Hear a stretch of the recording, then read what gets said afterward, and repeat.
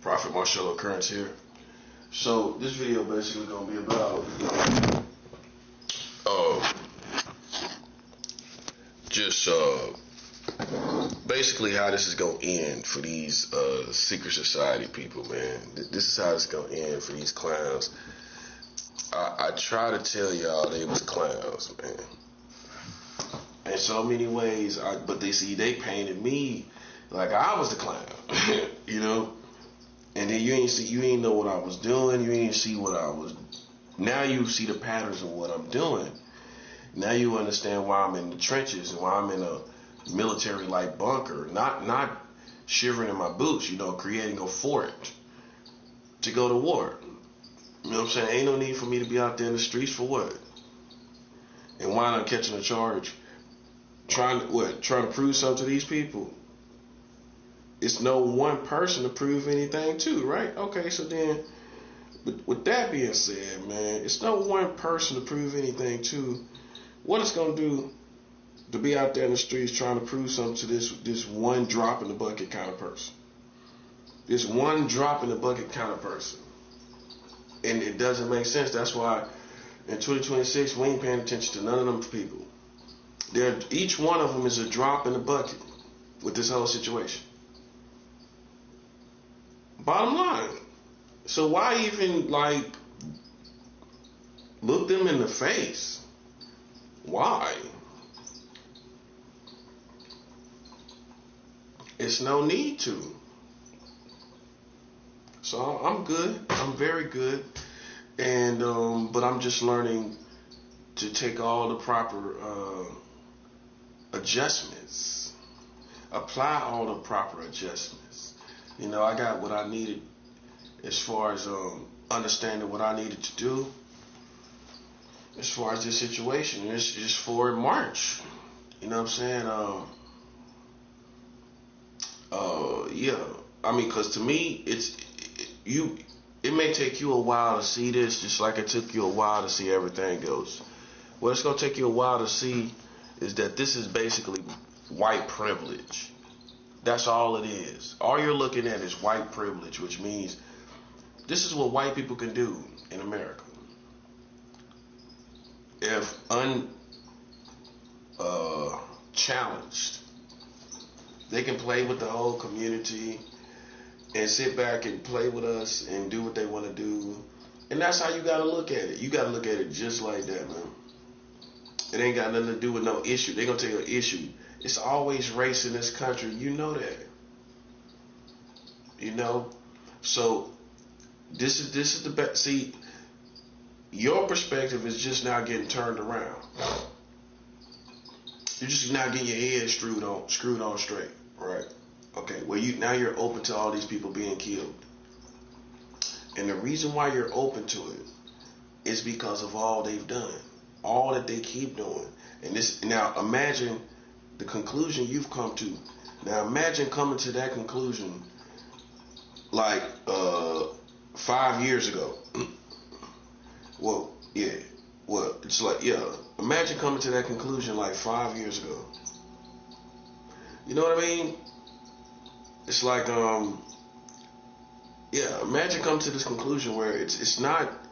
See, the next conclusion you're gonna come to, it's not just them, it's the whole country. That's what's gonna mess you up. You think you're there, okay? You see why these people have to suffer.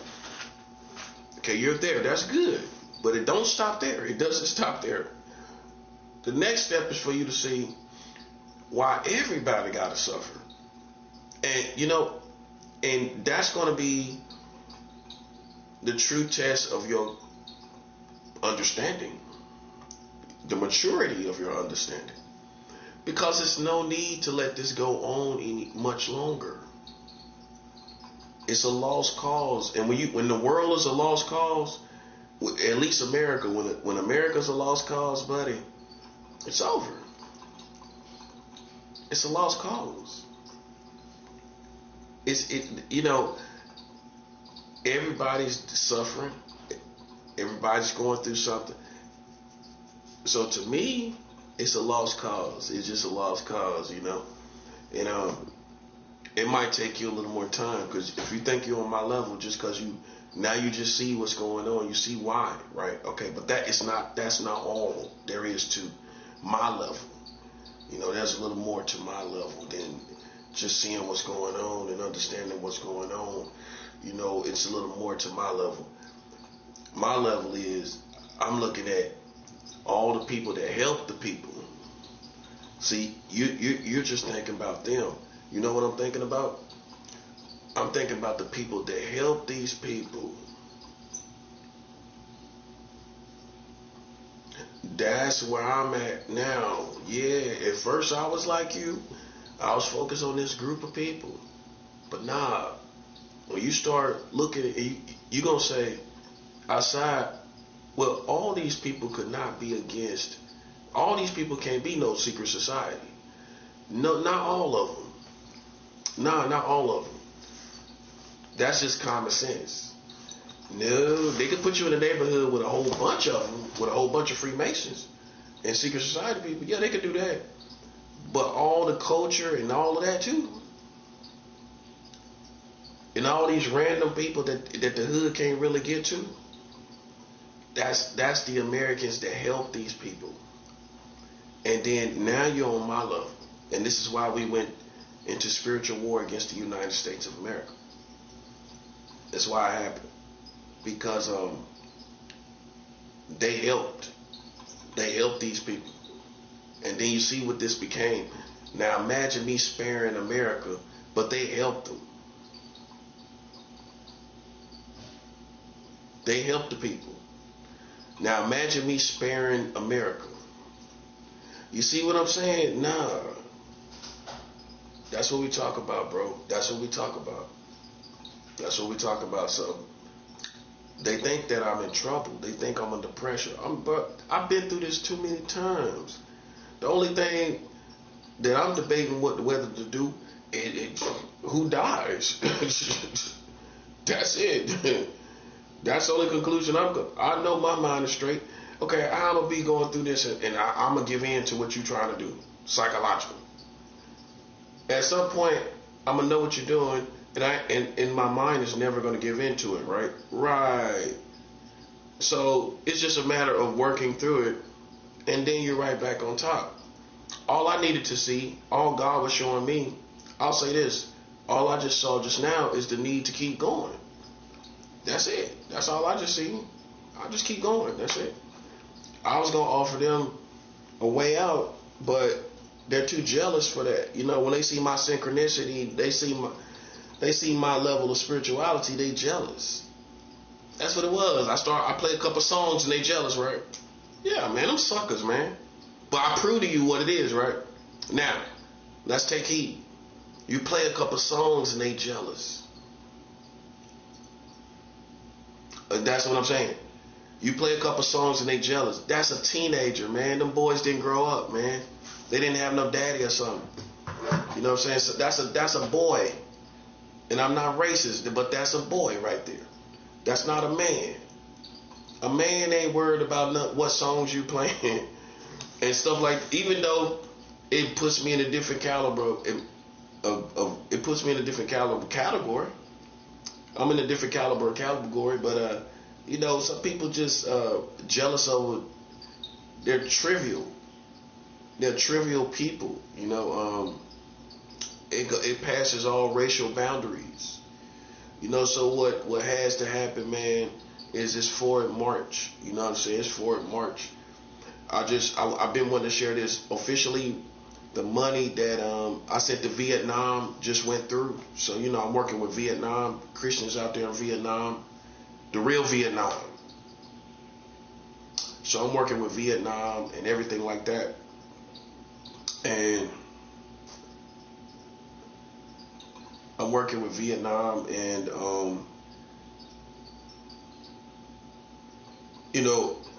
it's forward march.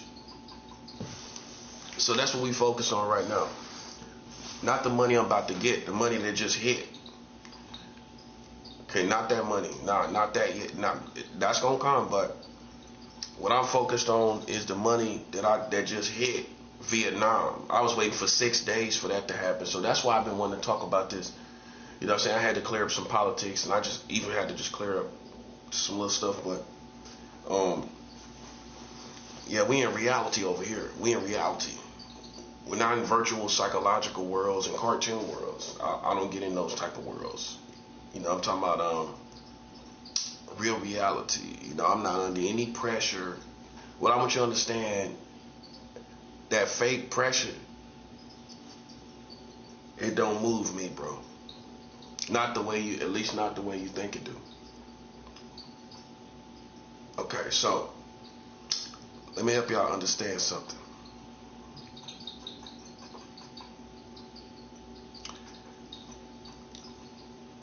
All the stuff that I'm doing is to now that you're on my page, you're on the right page, right? This is to, our focus is to defeat the systems of America. Because listen, I know it sounds bad. It sounds bad. But you're way behind. I'm like Morpheus in the Matrix. I've been in this situation, and I know what needs to happen, because there's too many people that help these people. So if you deal with just them, it's a lot of other people that support these people. It's a lot of people you don't know about that helped them. Okay, so they still out there. So then what? What if there's a copycat? What if there's a copycat to this stuff? That's what I'm saying.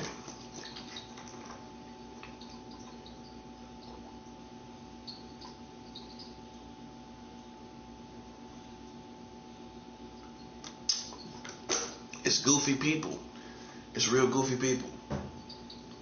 And we kind of categorize it, even though they clowns at activity in like a criminal underworld. You know, a bunch of white boys.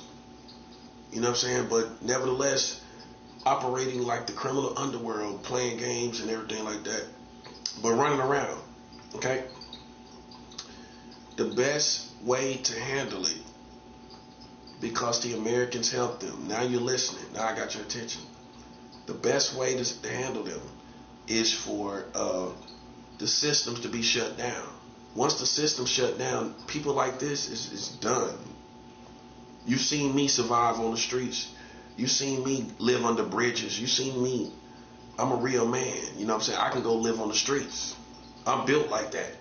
I done been homeless in the snow. I done been homeless in the snow. Okay, so yeah. That's who I am.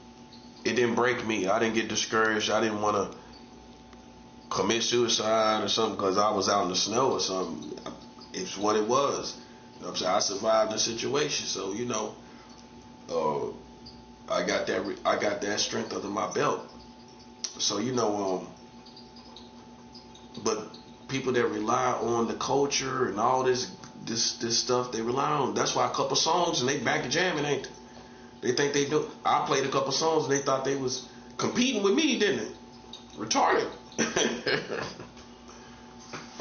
Come on, man. Listen. You gave me respect where respect is due. You know what I'm saying? For me to know certain things that and to be and to come from certain things, and that's what you're supposed to do. You're supposed to acknowledge caliber. You know what I'm saying? But see how the energy changed there. Well, at first they was minding their business because that's what they get off on like a little teenager. You see what I'm saying, right? That's what it was. That's a little cartoon type of person, bro. That's what I'm trying to show you. Once I realized they was clowns, that was it for me. I don't even mention them openly like that no more. If you notice, I'll say hintations, but just like you rarely see me just put up a title of a video talk about them. I don't talk about them no more. And I stay armed. I'm armed right now. Like when I'm sitting in this chair, I'm armed, right? I'm armed on my person. You know what I'm saying? I stay like this, man. You know, cause it comes a time and place and time, bro, when games stop getting played. So see, in order to be like me, You got to catch up real good and quick, man. You got to catch up quick.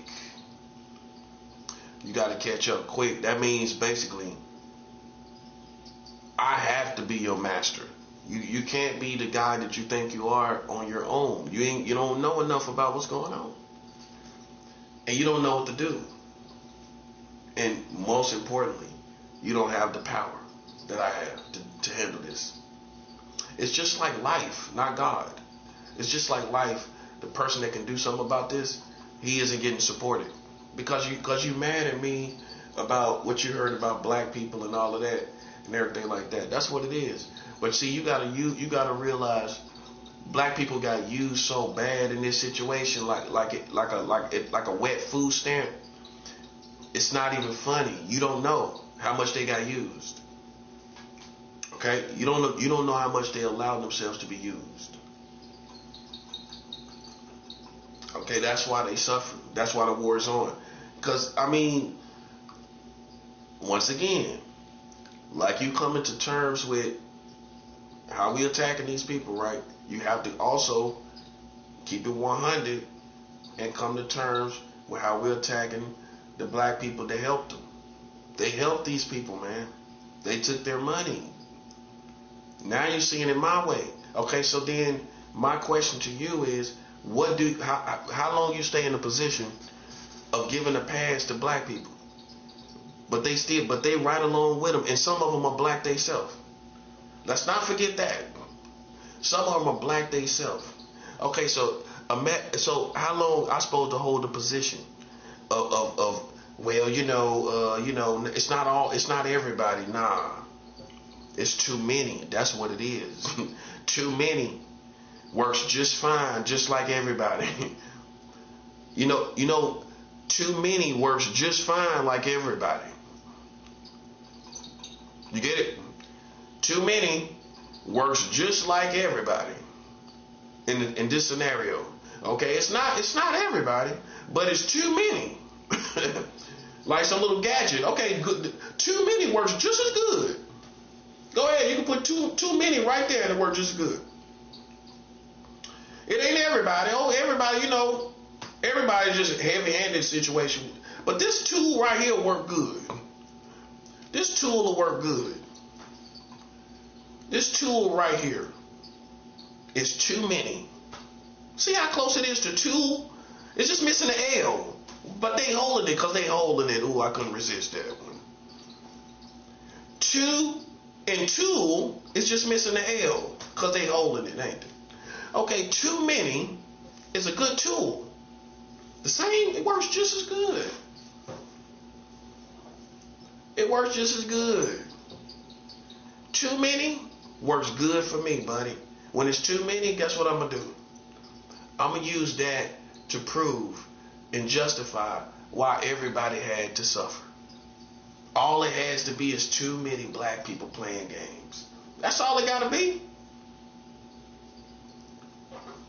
Anybody misunderstand why? Okay.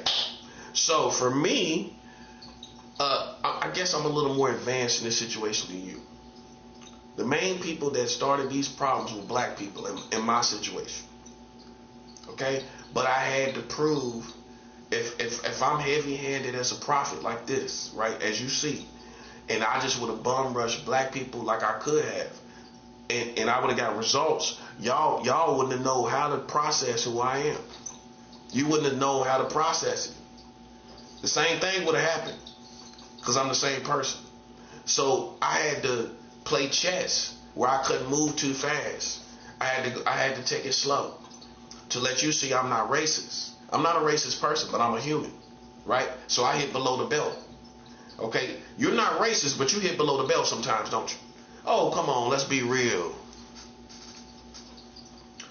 Oh, you're not racist, but you hit below the belt. Keep it 100. Let's keep it real. And if you don't think Hispanic or Latinos hit below the belt, you tripping. They do too, because you're human. You hit below the belt because you're human. But you're not racist, but you hit below the belt. So I'm the same situation, man. You can use that for yourself, by the way. I'm not racist, but I do hit below the belt sometimes. You know what I'm saying? I'm being honest. You know what I'm saying? And that applies to any situation. I mean, you know. But am I just stuck on one color? I just can't stand them, and I don't love nobody among them. Nah, because it's always a matter of the heart for me.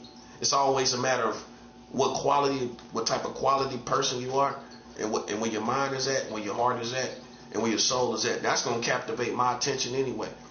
That's what I'm gonna be focused on anyway. I've never really went with color too much anyway. Not too much. You know what I'm saying? I go with culture, things that we share in common, rules and regulations on the streets. That's gonna lead me to certain people, but in my case, but just to run after a certain color, I've never been that type of person. That's why I'm gonna be honest with you. If you're a person that is pro-black, let me just go ahead and say this and get this out the way, bro. Let me clarify this. Let me make this very clear to you. There are no pro-black movements coming into the world. Okay, there are no pro-black movements coming into the world. Okay. Okay, let's get that understood. Because now you might have a perspective, you might sympathize, you might love them, and that's fine. But let's just address the $1 million question. Is something new is a new movement coming? No, it's too late. It's too late in the world. All this stuff going on and everything that's going, ain't nothing new coming, man. Let's keep it 100, man. Ain't nothing going on. You know what I'm saying? It's almost the end of the world. How a new black movement coming, and it's the end of the world. So just let it go, so you can realize what to join. Because there's going to be some people that talk that lane, but those same people don't have the power to come out here and fix this community because they're too cowardly to go out here and address who needs to be addressed, like this culture and hip hop. So all these black Hebrews are not going to save black people because they don't come out to black people. If you don't come out to black people, I came out to black people more than they did. I mean, verbally on the things that matter, the culture and all this stuff, all this contradiction. You know what I'm saying? If you don't fix contradiction, how you gonna start a movement? If you don't correct people, how you gonna start a movement? It's not gonna happen, bro. Do you realize how many people got movements that's not gonna happen? It's not going, it's not going anywhere. I'm telling you right now. Look at the world we live in. It's not gonna happen. It's not gonna happen, bro. Listen. I don't want you to think that something's gonna happen that's not gonna happen. There is no movements coming. Okay? I'm a prophet, right? I wouldn't just tell you something and I don't really know. Nah, it's not coming. And how I know for sure is because of the mentality of the people. They don't stick together, they kill each other. Can you imagine us collectively getting a movement together? It's not going to happen because it's always going to be people that want to be the chief. No Indians, but everybody want to be the chief. It don't work like that. Why couldn't work for black people? Because they didn't understand I'm the leader. You're not. If we don't have that understood, buddy, listen, worse things are going to happen, as you see. If you don't understand I'm the leader and you just want to play a position because you're influenced by rap, you know, but you can't handle the position that I carry. You can't do what I do. Okay, then you just after the glitz, the glory. Come on, man. I know. Listen, who would play themselves like that? You want to be a leader, but you ain't. Listen, you know you can't handle the responsibility. You know you can't handle the correcting these people. That comes with it. You got to correct these people. You can't sit up and let them play with you and play in your face. You a lion. I can't let you do that. You wouldn't even respect a leader that let these people walk all over him and he don't say nothing about it and nothing. You know what I'm saying? That's what comes with it. I have to be like this. Okay, you too cool with everybody. You too cool to be a leader. That's just the truth. You too cool to be a leader. A leader. Let's just look at what a leader is, especially now with all this killing and stuff going on. A leader gonna come in, bum rushing the obvious things, which is all this killing going on and everything. Man, that got to go. That's the first thing a leader gonna do in your situation. You all this killing, all killing each other, killing the children, all of that got to go. And see, you ain't built like that. You ain't gonna tell them that. You know what I'm saying? So how you gonna be a leader for black people? You can't do it.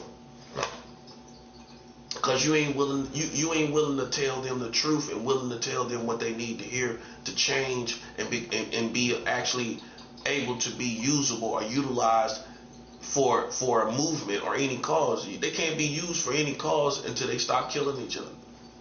You realize that, right? Okay, you can't kill your own people. You can kill other people. You can't kill your own people. I mean, it doesn't make sense militarily speaking. You see what I'm saying? I'm not saying you can't kill. You can't kill your own people. You gotta stop doing that.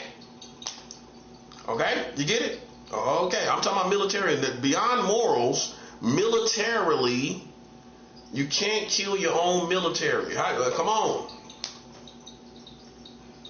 You can't kill your own military, right or wrong. Okay, you get it. Okay. I hope you do get it.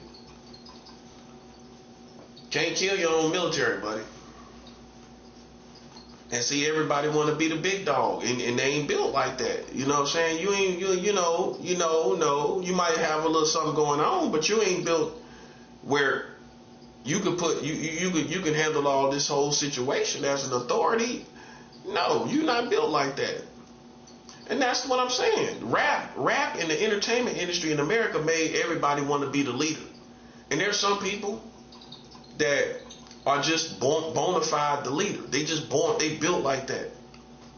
You know what I'm saying? And they was born that way. You know what I'm saying? They was born a leader, and they just got the goods. You know what I'm saying? You too nice to be a leader. That's why I could look at people and tell you, nah, you too nice to be a leader. Because you got to tell a lot of people what stuff they don't want to hear, and you got to break people's heart. You got to let people go. A lot of times you got to get rid of people, and you got to kill people sometimes. I mean, we talk about real life. You ain't built like that either. So you're too soft to be a leader. I looked at my own family. It's people too. They loving. They got love. You can't be a leader with love. You understand? You gotta be the full package. Love is not the full package to be a leader. Okay, that's not the full package. Right now, you need somebody that ain't even family oriented too much. You need people to stay away from them family. That's why everybody getting caught up in these scandals. He done did this with the family. He done slept with somebody's wife. You need to stay away from families. These leaders need to keep the leaders away from family for a while. Yeah, you don't see the need to do that. I do. Keep your family away from me. Talking about children, talking about family. Okay, keep them away from me. Don't even bring them around me, bro. Yeah, I'm serious. I'm dead serious. I ain't fooling nobody. One thing I wouldn't do is play with people. Like I'm something real, but I'm not. I don't play with people like that. You know what I'm saying? Am I perfect? No, but I know I ain't playing around nobody's wife. Not just the children. I ain't playing around nobody's wife either. If I find out you married, listen, hey, I got a track record for that. I got women that can vouch for that you wouldn't even care. You wouldn't even care if she was married. And she can tell you, yeah, he asked me did I have a boyfriend and all of that. And when you wouldn't have cared. If she was in your face, you gonna let her be in your face. That's how good this girl look. This woman look. California too. Okay? And she had a boyfriend hugging me and everything in front of everybody. And I'm in Los Angeles. She hugging on me in front of everybody. A smart man like me, when I sat her down and look at her eyes, I said, do you got a boyfriend? When we got sat down, I looked at her in the eyes. You know how you settle down, right? When we settled down, I said, do you got a boyfriend? This woman was brown skinned, everything a man find to be beautiful. I'm telling you, face is dime, nose, lips, forehead. She didn't have a big forehead. Nose was beautiful, lips was beautiful, everything, breast, butt, everything beautiful. Beautiful woman from head to toe. Hair, had nice hair, everything. She started hugging on me. I said, look, you got a boyfriend? She said, yeah. She said, yeah. See, that's what kind of man. See, you ain't got the heart. You ain't got no. Listen, you wind up getting smoked by somebody playing with somebody's woman. You know what I'm saying? You wind up getting smoked by some dude because of a female. It ain't gonna happen. That's why I asked her. I was like, look, man. I said, look, you got a boyfriend? You got a boyfriend? She said, yeah. That's all you had to say. Because if you didn't, you wouldn't have said yeah. So y'all got something going on.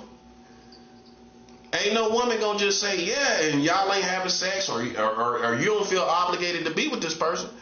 And you don't feel obligated to bring this person up. You definitely ain't gonna say you in a relationship with this person.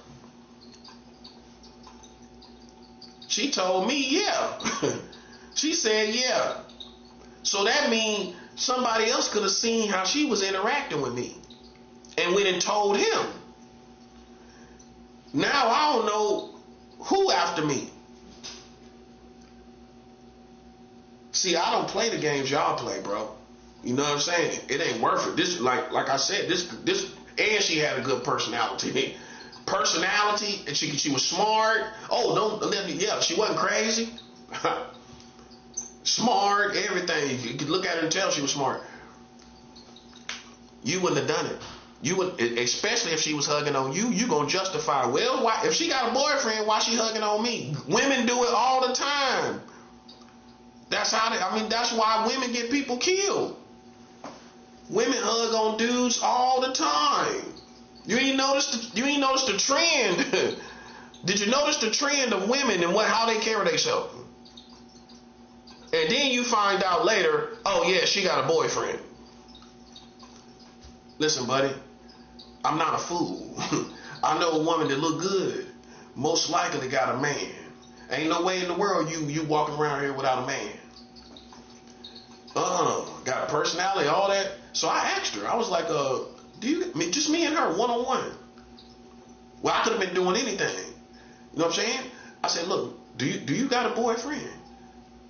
Yeah. I said, look, hey, I don't want no problems. I don't want no problems.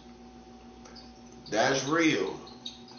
You know what I'm saying? And I ain't mess with, after she told me that, and I told her what I told her, that was it for me. She ain't approach me no more. Cause then she knew I wasn't no dumb dude that looked so good to her she can get off. See, I could have still had sex with her. Man, come on, yeah. And and whatever her boyfriend and her going through, cause I know it's a situation, but she gonna justify it based on that. Think about it. If she in your face, she already got a reason why she can have sex with you. That she can tell this other dude the reason why, right? But you're still in trouble. It ain't gonna work. It ain't gonna work.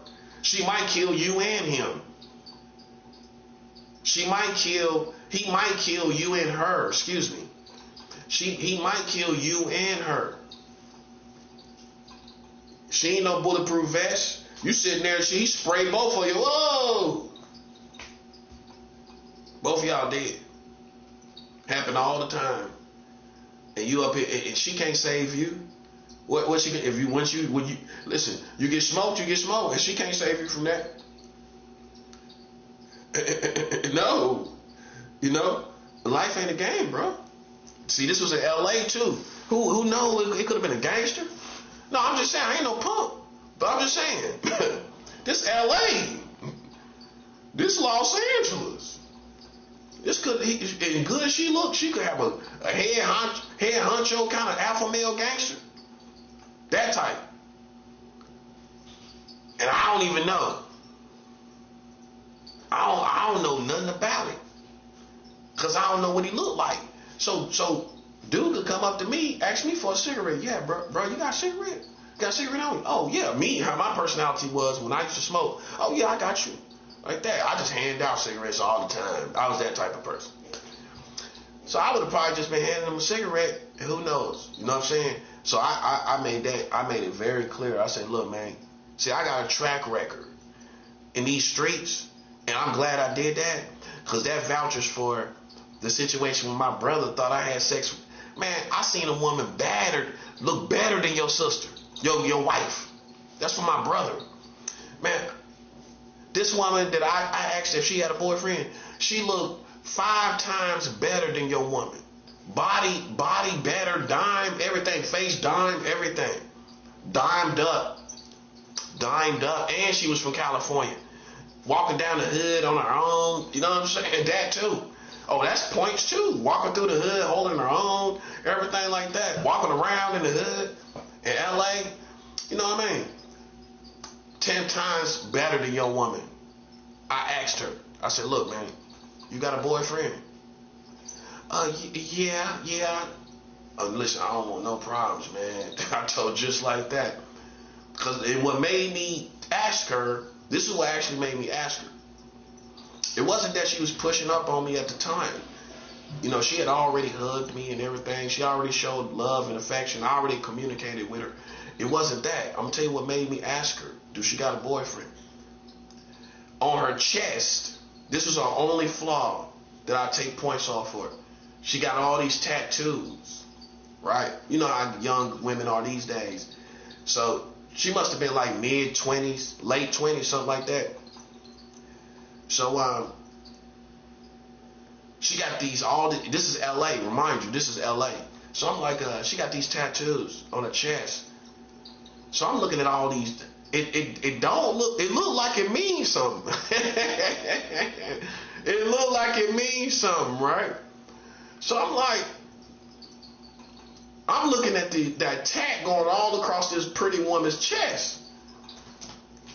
Man, you know what I think it was? I think that was a dude's name. That's why I asked her. I thought it was a dude's name. For real. That's what I was thinking. Because good as she looked, why in the world you going to mess up and you look that good, why you going to put tattoos on your body? That's how good she looked. Some of these other women do it for attention. We know you're a little, you know what I'm saying? Come on. But this girl looks so good, bro. It just messed up her whole. I didn't notice this before, but she got like these old English letterings going across her chest. I'm like, first thing clicked in my mind, because I done put a tattoo on a girl myself. That's how you know I ain't no sucker. Well, I mean, it ain't gotta. You could not have done that and not be a sucker, but I put a tattoo on a girl myself back in the day. You know what I'm saying? So, just my name, you know what I'm saying? I done put a name I made up for myself. I put it on her arm or whatever. You know what I'm saying? So, I mean, but that's when I was a young, not even a man. I put a name on a girl, branded a name on her arm. You know what I'm saying? And she did it. I did it right there for her. You know what I'm saying? And she probably still got that on her arm to this day. You know what I'm saying? So maybe that's why I thought about it. You know what I'm saying? Yeah, I put the little name, little alias I made up. I put it on the arm. You know what I'm saying?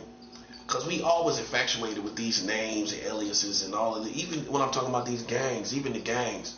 You know what I'm saying? Even when you was a kid, we exaggerate things and everything. So, but you got that past to do that when you're a kid. But when you start getting older, you start doing some crimes. And for me, that's when all the alias and all the gangs and all that kind of stuff just faded away. I just started doing crimes.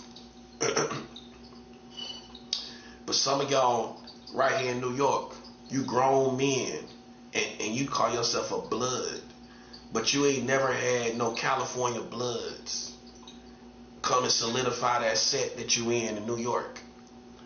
So how you a real blood if California is a blood gang, right? California is a gang from California, right? Okay, so Bloods is a gang from California. How you a blood if Bloods didn't come and solidify that set? You made it up. So you could just make up a blood set. You could just make up a Crip set. All these fake blood and Crip sets. Y'all grown men got fake bloods and Crip sets. California should have been set you straight on that. But I guess back then, you know, when it first started happening, they just felt it was flattering for their group to go nationwide. I mean, they didn't know nobody knew any better, you know, because to them it was just like the knuckleheads around the way, you know what I mean? But now we nationwide, like, oh, okay, wow. But you can't do that these days on these kids now. If you start a gang and they see they stuff on the other side, from coast to coast, they gonna want a bag. Yeah, you gonna want a bag off that. Like, yeah, we don't know y'all. We don't know y'all. We ain't solidify them sets. We ain't authenticate them sets. No. We want a bag off that, about 50K. About 50K. Can you run us about 50K? We want about 50K off that, buddy, off that fake set. Some of y'all grown men in New York, you a fake blood set, you a fake Crip set. Well, how it got started? You made it up. If a Crip from LA, and sometimes they do, right? If a Crip from LA don't come and solidify them sets, how is it real? If a blood don't come and solidify them sets, how is it real? Cause you said so? Oh, here it is. Cause we real criminals. Yeah, you're a real criminal, but you made up a fake blood set. You don't, just cause you're a criminal don't mean it was a real blood set.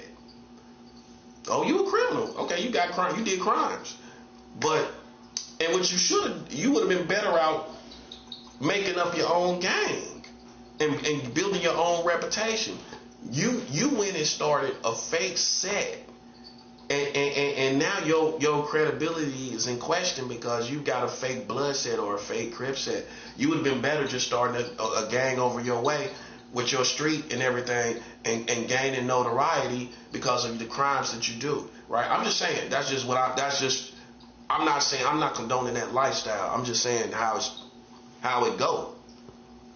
How it even went for the Bloods and the Crips. But you got fake sets right here in New York.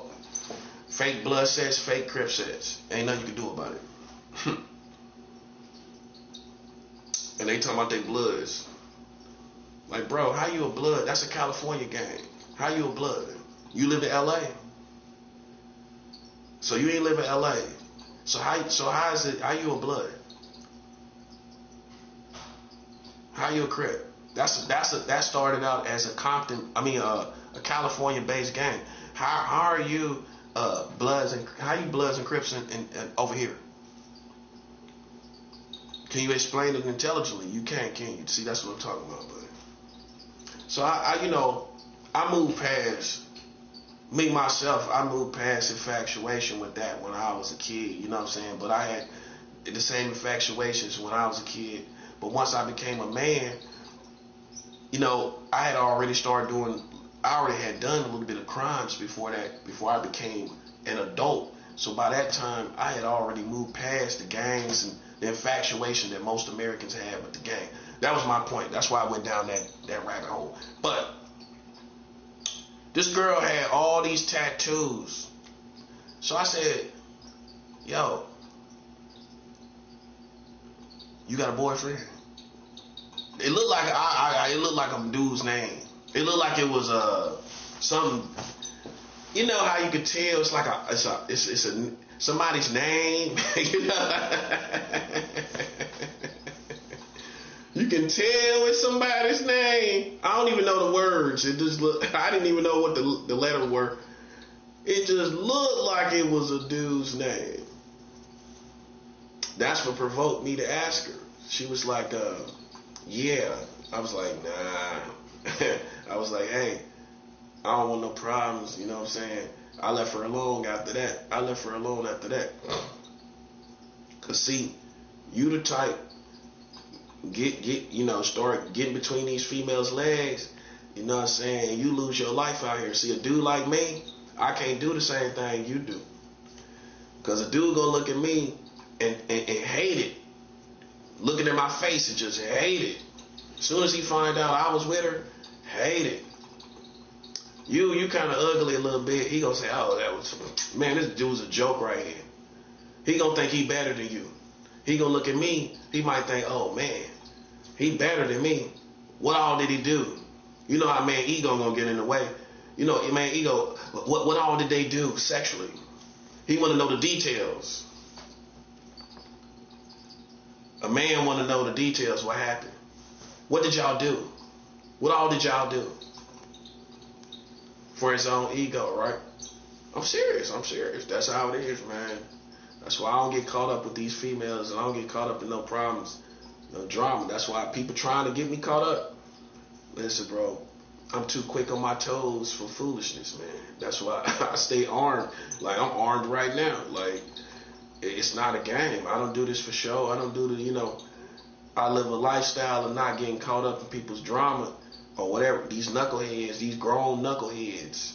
They grown men, but they knuckleheads. You know what I'm saying? And they carry themselves like knucklehead. Pay attention. If you're in a building with people that's playing games, playing around stuff, you know what I'm saying, witchcraft, psychological game, that's a knucklehead, bro. That's what New York gonna call it. Them knuckleheads. That's why they work perfect for like a secret society. You know what I'm saying? Cause a knucklehead always gotta mess up something and play with stuff and do stuff. Like they got all the little various type of mental sicknesses. And I'm serious. That's why it work perfect. You know what I'm saying? They join a little secret society. Think about it. They can gang stalk you a little bit, do all kind of little funny little stuff. But this is a knucklehead, right? On his own. He's already a knucklehead on his own, right? On his own. No matter what he do, he gonna be a knucklehead. Now imagine him joining a gang stalking community. This dude gonna be walking around doing all kind of stuff to people. Know what I mean? He already like that. That's a word I learned in New York when I came here. Knuckleheads. You know what I'm saying? You think, well, we all knuckleheads, ain't we? Nah, you ain't no. A knucklehead is a person that gotta mess up stuff and do stuff all the time. Just do stuff on purpose. That's my definition. I think that's how I was told. That's what I seen. For people that would somehow I've seen it so many times. Now I don't remember. I've heard people say it. I don't remember who. Basically, I don't remember who to apply to. Basically, but what I came away with was that a knucklehead is a person that they gotta always do something on purpose. It's like a mental sickness.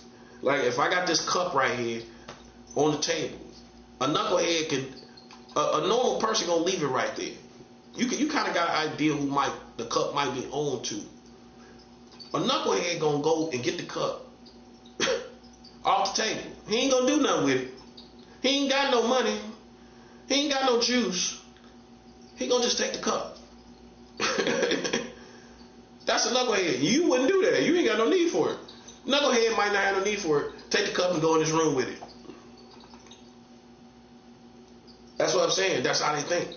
It's like that. Why now you see why I say it's a mental sickness. They can have no purpose for it, right? Still take the cup. They can't leave it there. I guarantee you they can't leave it there. I guarantee you a gang stalker can't leave the cup on the scene. I leave a cup out there. I guarantee you somebody gonna get it. I give it 2 days. I give it 2 days sitting in the same place, and it might be somebody that work for this building. Them knuckleheads. Okay, I mean, I'm going to use the cup. So why you going to get it if you clean it up? I can leave it right there, right? I guarantee you a knucklehead to move that cup. I guarantee you a knucklehead to move that cup, man. I'm telling you. That's how they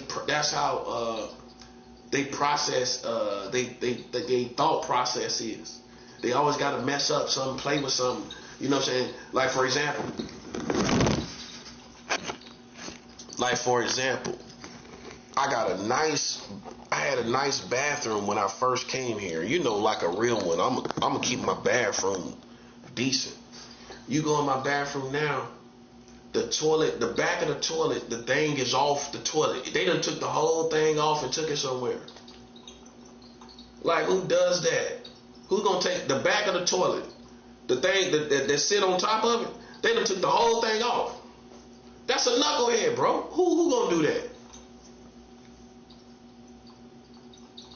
That's a perfect example, bro. I'm surprised the shower is still intact. I'm surprised. It's just a certain mentality, man, that people got. And people think you're being bougie. Nah, bro, ain't nobody being bougie. I'm sitting right here armed with weapons on me now. How I'm bougie? Ain't got nothing to do with being bougie. It's got something to do with quality. You know what I'm saying? Quality of life. That's what it got to do with. I go in the bathroom, dirt all on the floor. If I track all the floor like that in the bathroom, I'm gonna take some paper or something and wipe up. I'm gonna take a bag, an old bag, or reserve an old bag to use to put water on them cloth bags you're getting out from the grocery store. I take one of them, put a little water on it, and just wipe it up off the floor. Just take my feet and just move it around and clean up the tracking. I go in there tracking all on the floor, everything, bro. Dude, take a bath in the tub, ring around the tub, everything. That's knuckleheads to me. That's a knucklehead, bro. I was ahead. The microwave, they done messed the microwave up. How you mess a microwave up, bro? Retarded, man. I'm telling you. All you gotta do is touch the numbers. How you messed it up? Because you kept touching and playing around it. Because that's what a knucklehead. See how I'm telling you how it's a mental sickness? They gonna play with the microwave until something's wrong with it. Now it don't work. Now I gotta go all the way downstairs to use the microwave. You know who did that? If somebody did do it, a knucklehead. That's who did it. I ain't do that. I came off a fast around Thanksgiving and it's been messed up since Thanksgiving. Before Thanksgiving Day. You know what I'm saying? So you see what I be going through. Now I gotta go all the way downstairs. And I just come off a fast from 7 days. And now I gotta walk all the way downstairs to put my food in the microwave. And I done came off a fast from not eating for 7 days. You think I feel like doing that? Nobody do. I don't got nothing to prove. I should have a microwave right there comfortably. If I'm fasting like that. This is why I don't let nobody act like they on my side. This is why it costs, man. It's too much stuff going on where I don't see nobody helping. Where they could be helping. You know what I'm saying? But they not. So imagine looking at these people like they're a team that's helping me. But then when I come off a fast, I got to go downstairs and I'm out of breath. Do you know how I feel to go without eating for 7 days and then walk steps? After that, up and down, up. I got to cook my food. I got to go down there 3 times. Can you imagine going downstairs 3 times and you ain't even ate yet after 7 days of fasting? That's what I'm saying, man. I just think like a grown man, bro. That's just me. I think like a grown man, bro. I'm glad to think like a grown man. You know what I'm saying? Like some people don't. You know what I'm saying? They don't think like no grown man. You know what I'm saying? And I done asked these people to fix the microwave a couple. This one dude told me, oh, it'll be a hassle. This is how I know I'm dealing with children. This one of the staff, he said it will be a hassle.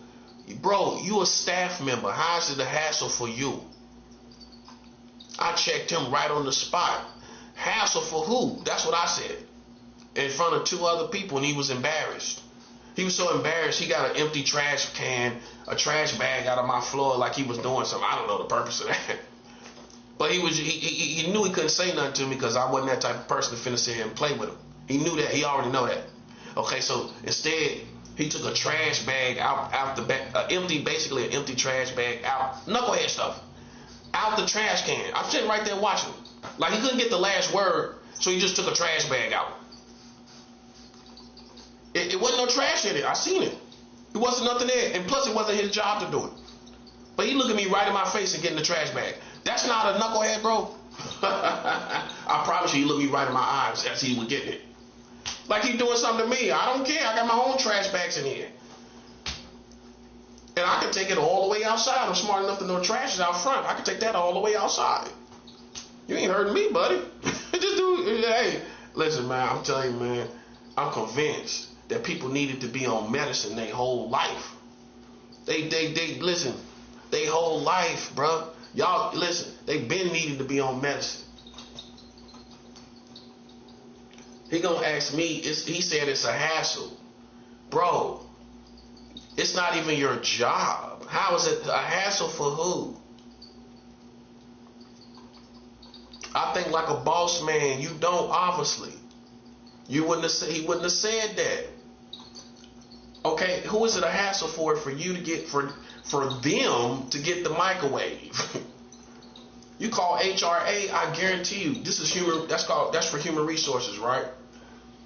You call HRA and they got a whole warehouse. You telling me they ain't got one in all the boroughs, the HRA, all the boroughs ain't got no microwaves. They can order it if they don't got it. By the way, it's no excuse. It's been 2-3 months. I count what? December, January, going on 3 months, ain't been no microwave on my floor. I gotta go all the way downstairs. You think I respect anybody in this building? No, I do not. And you can't act like no boss man around me when you don't handle business. When you don't handle business, you can't act like no boss man. You tripping. Or whoever else with these people. I don't respect them, no. I do not. I respect grown men and women. I don't hand out respect easy. You don't get no respect from me easy. If I see you dirty, you leave debris everywhere, everything, I don't respect you. You ain't gonna never see my debris and my stuff. It's called self-respect. That's what it's called. Something your parents didn't teach you. You know, these people didn't get raised either. You know what I'm saying? They all different kind of colors. If I go in the kitchen and I can see mad debris, I can see if you was a kid. But like mad debris, come on, man. Come on. Like, come on. I can see crumbs. Okay, kids will do that. A grown man? Come on, bro. It's called self-respect. You know what I'm saying? I won't even, like the microwave I'm using downstairs, since I started back using it after my fast, you know, because I wasn't eating. It's dirty. I'm not washing it. Nope. It's going to sit right there until somebody get tired of it. Till somebody get tired enough. Because I know I didn't start it. Now, if I started, see, I would be perfect for prison. In prison, people going to look at that microwave. Who messed the microwave up? Okay. That's a sucker right there. You know what I'm saying? Now, I ain't cleaning nothing. I ain't cleaning nothing. I'm leaving just like that. That's how I move. I leave people trash, debris, everything all over this place. And I'm not cleaning it up. I refuse to clean up behind grown men. I do not clean. That's my rule. Children are one thing. A grown man, I do not clean up behind no grown men. Yeah, that's what I'm saying. That's how you know I got manhood. I don't clean up behind no grown man. I ain't cleaning up one thing. That's what's wrong with you. You think somebody your mama. You think people your mama and your daddy around here. If I ain't cleaning up behind no musty grown men, can't even, you know what I'm saying? That's what happened to them out there in the streets, man. They family clean up behind them and everything. I'll leave it right there. I done it. I done left the whole, the toilet had feces all over it. Like somebody sat over the toilet instead of sitting down. They was too clean to sit down and too clean, but too dirty to clean up their own feces. Make that make sense? Yeah. I let that feces sit there for almost a week. I might have been a week or so, a little over a week. That's right. Didn't touch it. Sat right there. Found a way to use the bathroom. Everything. Didn't even touch it. I refuse to clean up behind a grown man, bro. You're a grown man. I'm not cleaning up behind you.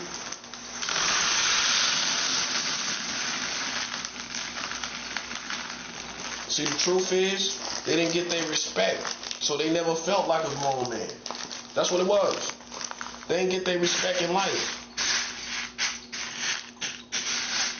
They didn't get their respect in life. That's why they never felt like a grown man. If you don't feel like one and you ain't get no respect in life as a grown man, you're not gonna act like one. Think about it. I was raised around masculine men. I used to cut my grandmother's grass. I used to do stuff. I used to cut my grandmother's front yard and backyard by myself. Not my brothers, me. I cut the front yard, the backyard. You know what I'm saying?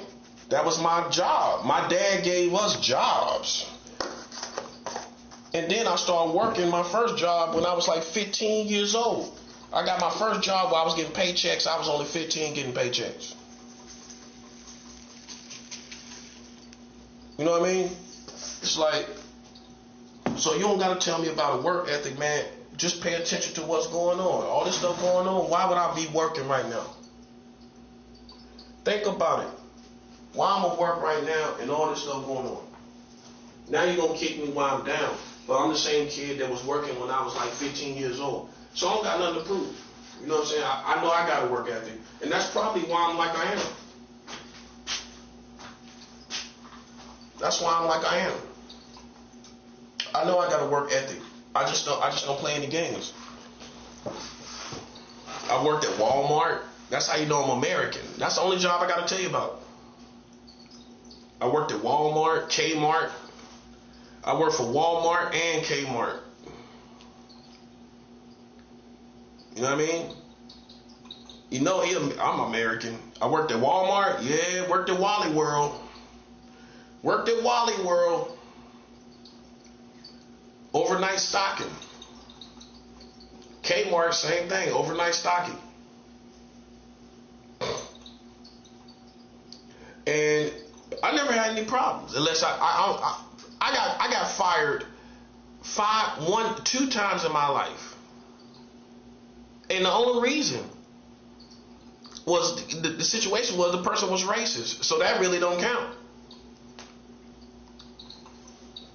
You know, so, my best job was the hospital. I used to work at the hospital.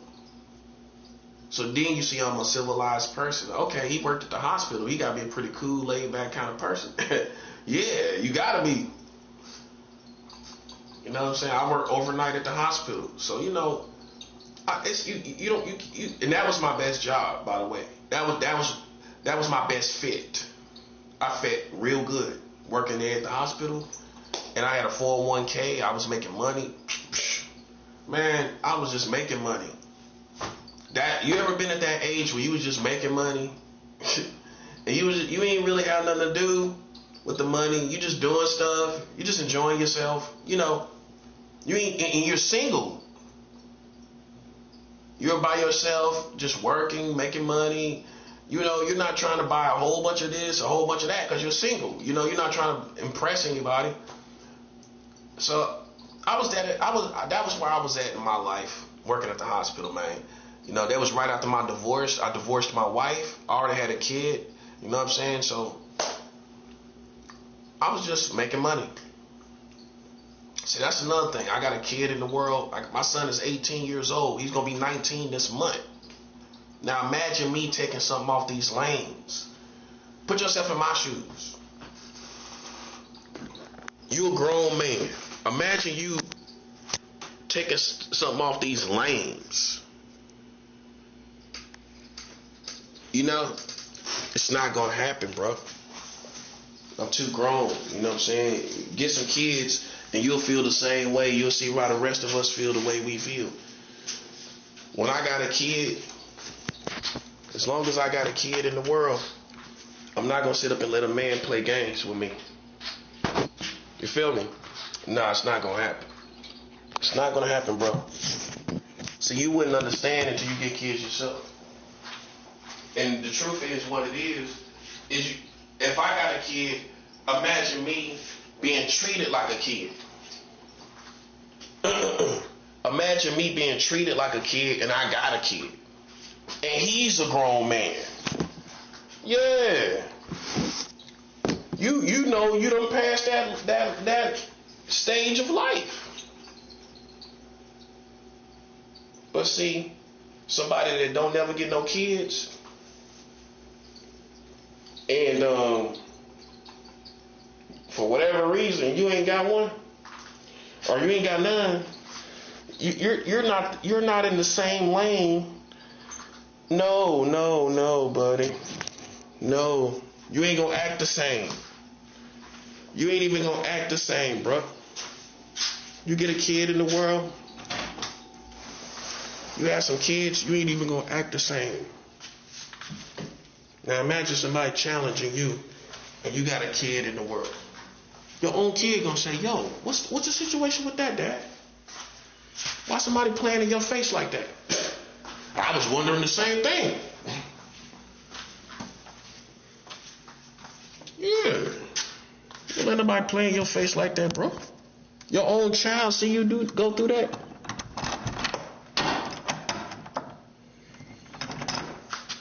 That's how you look at it.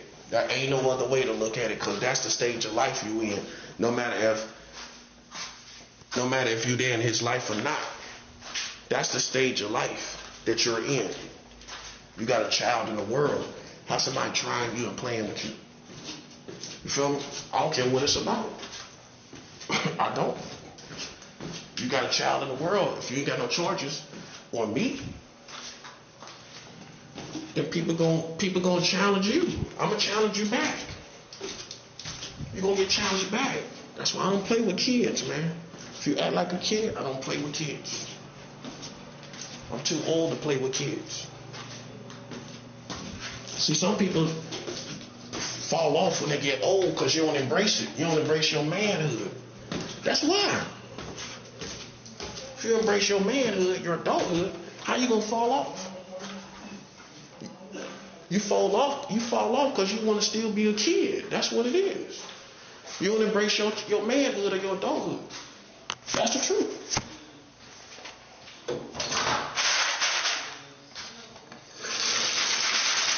You start cooking, you can stay on your own, stay up late all night. I can make it cool to a kid, get to stay out all night. Being an adult is cool. Leave town. Stop talking to family. Stop talking to family. You don't gotta talk to family no more. You're not obligated to talk to family. You ain't gotta talk to them no more. Yeah. It's great. It's great. Adulthood is great. Adulthood is great. You ain't gotta deal with them pesky family members. You ain't gotta deal with these pesky people in your family that aunt you don't want to talk to. Now you listen, you ain't gotta see her no more. You can go over that girl's house. You can get married. Stay up all night, drink wine. Red wine. Do do do do. Do do do do. Red wine.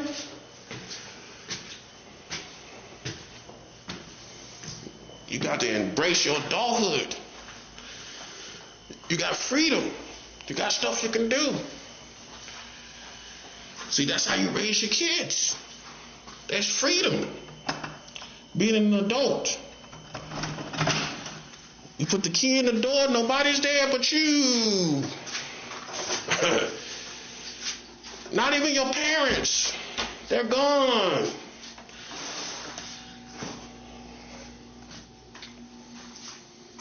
They're gone.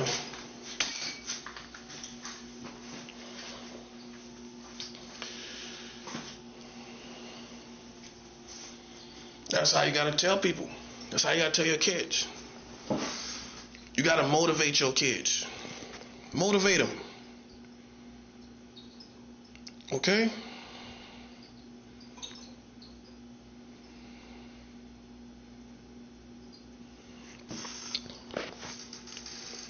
Motivate your kids. But you gotta give them little. You see, what I learned is you gotta give them you gotta make a reward system. This is where it gets tricky. Let me give you some good homework. You gotta give your children a reward system. Okay? And that's when they'll take pleasure in they'll take responsibility on the right way. But if you don't make a reward system, then even going to college, working, is all gonna seem like a chore. Right? That's just how a kid gonna see it. You gotta set up a reward. See, the best parents, this is what they do. They tell your kids, yo, you get out of junior high, you stay focused, I'm gonna get you a car. It's gonna be all on me. I'm gonna get you a car. I'm gonna start saving money. Even if I gotta save $10. And I'm gonna save $10 until I save enough money. See, some of our parents was on drugs and a lot of stuff. They couldn't make up no reward system. That's the truth. Let's keep it 100. Our parents could make a reward system to encourage us to do the right thing and stay in school and reward us with a car. And see, the truth is, we took all the reason why we became bums or losers. We took the whole responsibility. You didn't raise yourself, did you? Okay then, so then you can take responsibility for yourself, but you can never take responsibility for how you were raised. You can't take responsibility for how you was raised. No, you can't. How do you know? You can take responsibility today for who you are. And you can pick up the pieces and do your best and put your best foot forward. But you could never in your life take responsibility for how you were raised. And that determines a lot about who you are. Okay? You give your children a reward system. And you take milestones of rewards as milestones to keep your child interested in going the right way in life and not getting caught up in the streets. You teach your children about slow money. Slow money is the best money. Fast money gets you in jail fast, right? You get this slow money and you're going to stay away from jail. You're going to stay away from a lot of problems. See, a lot of y'all, even they got street credibility, you wish you would have left all the streets alone when you was a kid. I'm going to tell you when you start thinking about it. When you start smoking weed, you wish you would have never smoked weed, because weed is what got you focused all out there in the streets and all out there, you know. And if you wouldn't have been smoking weed, you wouldn't have took all the money your family was giving you. You would have been doing other stuff with the money. Think about how much money your family gave you and you smoked weed with the money. For us to have good families throw us a dub here, a dub there, you know what I'm saying? What you do with all them dubs? Smoke weed. That's what you did. All them dubs you got when you was a teenager, what you do with them? You went and got some weed and some alcohol. That's what you did. If you would have been taking them dubs and saving it up, or they could see when you was doing something with it, because that's how they know we was getting high, because they ain't see us doing nothing with the money. Think about it, you're going to catch on. Well, how come they ain't got nothing out of all that money? You don't see a little bracelet, and a little, you know what I'm saying? You don't see nothing coming in. How, bruh? How? You catch on as parents, okay? Now, you're going to have something silly coming in the house, even if it's a little box of dumb candy. We was teenagers with no candy coming in, no chips. Kids going to be sitting around eating. We ain't bringing chips or nothing. You don't see nothing stupid. I gave you $20 and you don't come back with nothing stupid. Y'all smoking weed. How you know? Cause you a kid, you would have came back with something stupid. I don't care if it was a little little soda, a little soda bottle that I wouldn't even get. You gonna get this little soda bottle of soda just cause it got a little name on it, and you want to try it. Something stupid. You don't got nothing stupid coming around. I know you smoking weed. That's how you know. Watch what you do. You give your kids something. They don't come back with no music. Oh, you get a new tape? Nah, we ain't getting no music.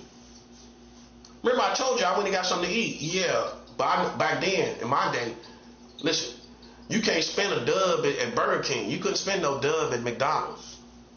Man, a combo was a little over $5. Man, you remember the day when a combo was like $5, $5.68, $5.69. Oh, that'll be $5.69. Boom. You still got enough for a dime and some blunts and that was back in the day. We ain't spent. See, when it hit the fan is when I remember when we started paying $6 for a combo. That's when it started getting bad.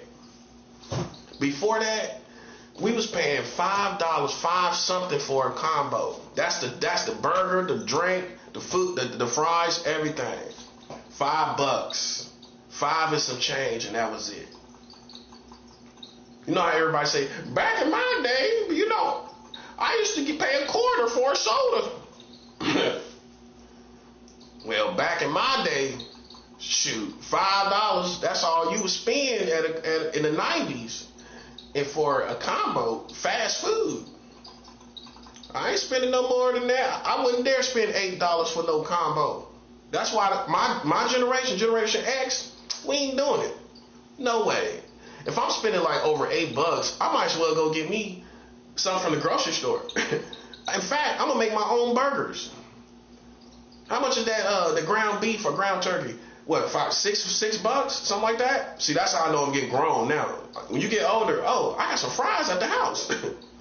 Hold up, I got some fries at the house. A kid just still want to eat. They can have fries at the house and still want to eat them fries at the fast food place. It's just something about it. I want a combo. We can make burgers at home.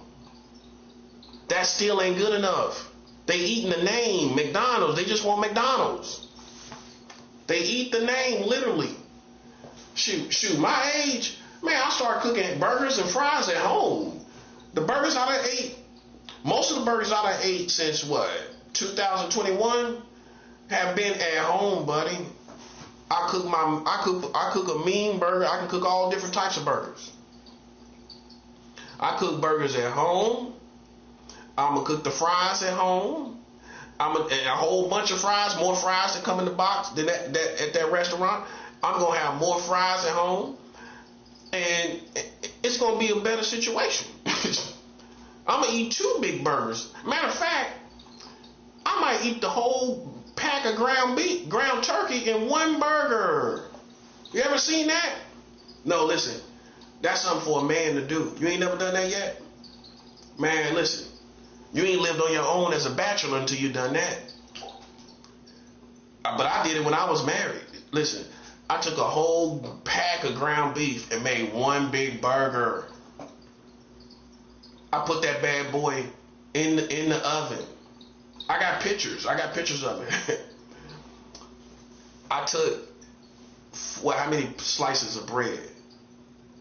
I had, let's see, 8 slices of bread. Oh, hold up, 4. I did it with 4, but really I needed more. But I did it with 4.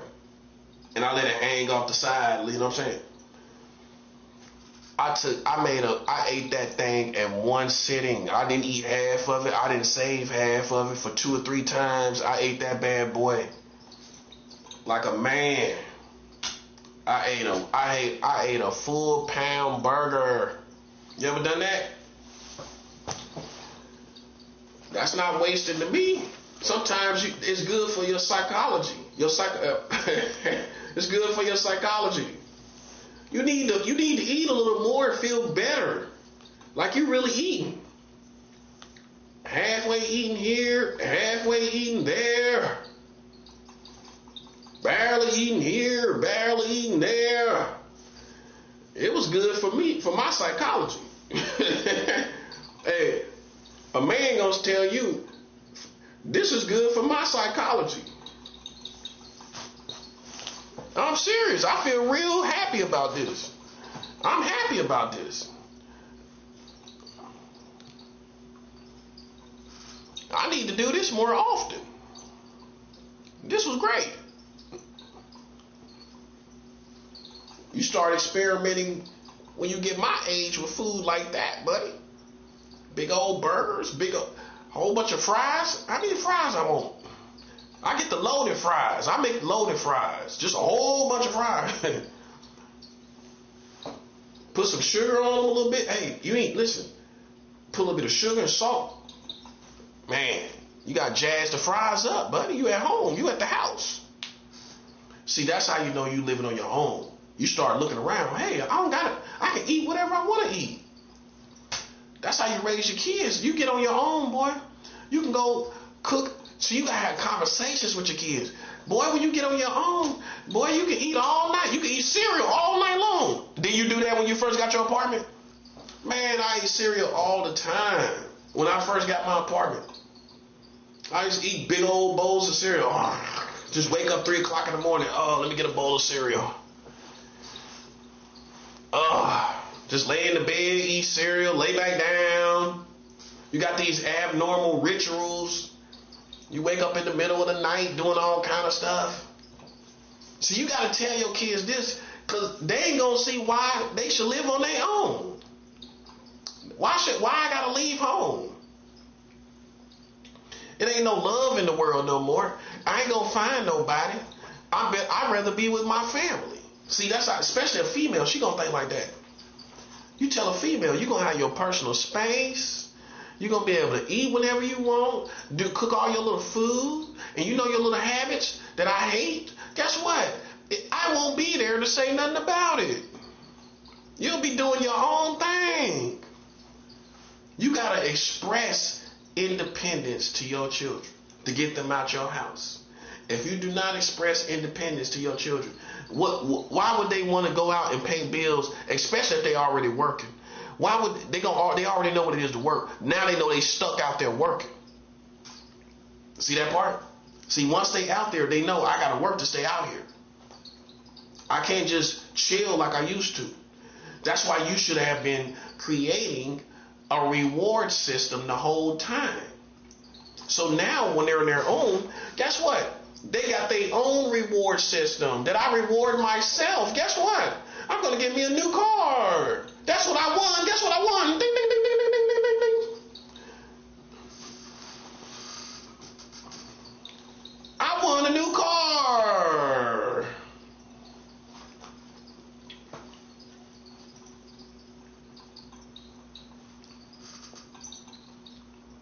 That's how you got to do it. That's how you got to do it. You know what I'm saying? If you don't teach your kids no reward system, that's why they don't want to leave the house. You didn't raise them right. You didn't raise them right understanding life is not all about work. That ain't how you raise a child. You don't tell them to just go work. You tell them if you work, we'll help you get your first apartment. Boom. Oh, okay. Really? Your child even sounded more mature. Really? They already using really and they just a kid. Really?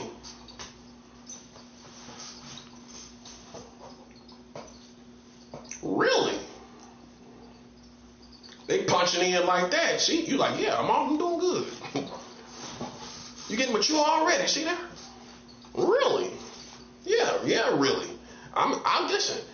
If you start working right now, we will make sure we're going to be saving our money too.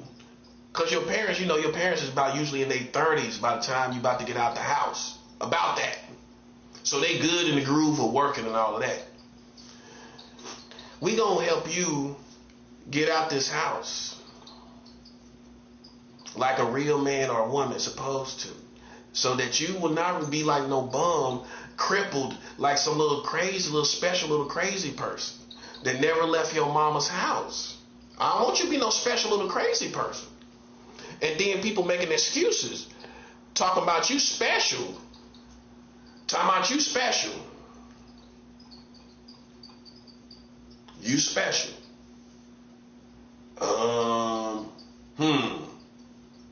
Is it that? Is it really that? You start telling crippled kids they special. But you enable them, and then when they look enabled and crazy and bugged out, you say it's special. You didn't give them any responsibility. See, I'm gonna tell you what parents mess up. You mess up by not giving your kids no responsibility. You gotta give them, you gotta let them struggle. What's wrong with them struggling a little bit? They're a kid. Let them look stupid a little bit. Fall down a little bit. You're a child. I might laugh a little bit. Let them give them some responsibility to mess around a little bit in the yard, or, something. Something where they feel like they're more mature than they actually are. But they're going in that direction. If you treat a child like they got training wheels on their whole life, that's how they gonna act. Because you never treated them like a grown man or woman. You never gave them no responsibility. You didn't trust them. If something happens to something, so what? It's your child. In order to teach them to do something, I'm willing to let this, whatever it is, break. To teach them, just like you got a dog. You buy your dog certain things. If something breaks, okay, so what? I'm training my dog. I'm training my dog. I don't care if I break something worth $100. I'm training my dog. That's what you'll tell your wife. I'm training my dog. I don't care if I break this. So how you ain't gonna be like that with your children? You teach your children the same way. Listen, listen, I don't care what breaks. If you get in an accident with my car or something like that, oh well, okay. I probably have to pay like $500. See, parents ain't built like that no more. I'm gonna teach you how to drive a car. We're gonna go in this little parking lot, and you can always find a parking lot. Ain't no excuse. A little road, a little stupid road for them to ride on. You can always do that. It ain't no excuse, bro. It ain't no excuse, man. People just not dedicated to fatherhood and motherhood like they used to be. And then they make excuses for why you not the man or woman you supposed to be. But the truth was, they didn't give you no responsibility. They didn't teach you about school. Listen, in this world, I want you to think about this as black people. Your parents didn't tell you about school. We ain't talking about the money part. No, hold up. We're not even getting to the money part, because that's a cop-out. That's an excuse for parents to not talk about school with their children. That's an excuse. Did your parents talk to you about school the right way? Okay, here's the right way. How are you going to avoid being a bum without going to school? I'll just work over there. That's what a child would say. And that's what you're going to tell them. Oh, yeah, that's what you would say. Well, do you know if you work over there at Burger King, that's not going to get you a house? I make it look easy. I got a house. You see, I got a house. You're not going to get a house working at Burger King, buddy. How you going to get a house? This is the questions you ask your children. Well, I'll just work down here, or maybe I'll get 2 or 3 jobs. Or you actually will be working 2 or 3 jobs. Not for long, buddy. Keep in mind, you might not like half of those jobs you work at. And you're probably not going to keep half of those jobs based on the managers. Keep that in mind. So, yeah, well, I'll just work as many jobs as I got to, and I'll give me a place to live. Yeah, that's what everybody says. That until you have to physically do it. And get out your bed and work here and work there and work everywhere.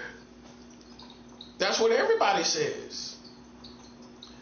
Well, I just don't care. Well, okay, you will care. You will care because, listen, you're going to be out there at a soup kitchen asking for soup. I can't hold your hand all your life. Okay? You got to prepare for the real world, living on your own, right?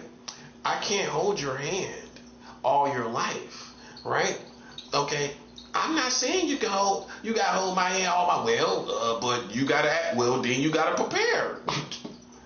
You gotta prepare, Because it's coming. Where I'm not going to be able to hold your hand. It's coming for sure. I don't think, see, while you're young, you don't believe that you're going to stand on your own. You don't believe it's coming, do you? Oh, wait, listen, buddy. Listen, you don't know what's going to happen tomorrow. You don't know what's going to happen. You're going to be standing on your own. Well, you're going to kick me out the house? Well, it's not a matter of kicking you out the house. I am not going to let you be a special little boy that's really crippled, but everybody say they special. But the truth is, you're not really special. Well, everybody's special. Well, not like this person. This person is crippled. I can walk. I'm not crippled. No, it's a different type of crippled. Where you can't go out here and work a job. And you can't stand on your own 2 feet. What you're supposed to do as a grown man is be able to stand on your own in the world without anybody helping you. That's what manhood is. Manhood is not, oh, I live in my mom's house. How you a man? How's that manhood? How are you living as a man at home with your mother or your father? Where is the manhood in that? How is it expressed? How can you have kids at your mother's house? How can you have sex? Ooh, I don't have sex now. No, you don't. But you will one day. Right? You can't have sex and you should feel strange having sex at your mother's house. She's right there in the other room. And you having sex with somebody else in the house.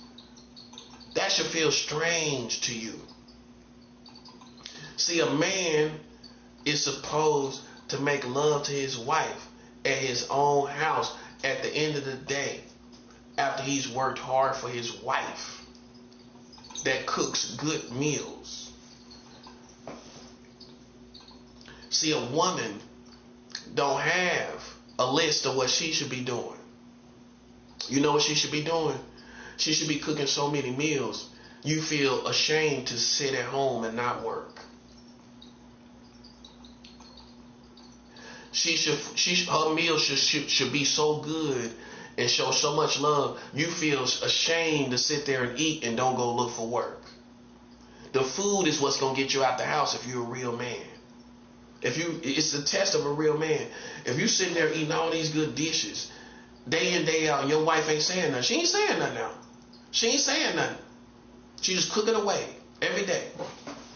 How long can you sit there and eat those meals and not feel bad from your wife? Your wife now, not your family. Your wife. You're going to feel so bad after a while. You're going to feel like, man, how can I sit and eat this, man? You're going to feel pressure to go out there and do something.